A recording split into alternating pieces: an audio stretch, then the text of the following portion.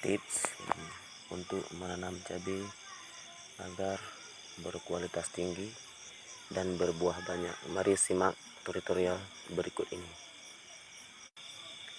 Ini adalah umurnya 15 hari dari sejak tanam, dan umur di pembibitan 15 hari, jadi udah umurnya 1 bulan.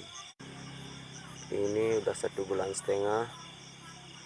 Nah, inilah keadaan 1,5 bulan dari sejak pindah tanam ya. Yang ini udah umurnya pas 2 bulan. Rekan-rekan, ini dia sudah berbuah ya, sudah berbuah di ketiak daun. Nah, ini lagi juga sudah berbuah, sudah umurnya 2 bulan rekan-rekan ya. Ini pakai pupuk NPK 1616 Mutiara ya.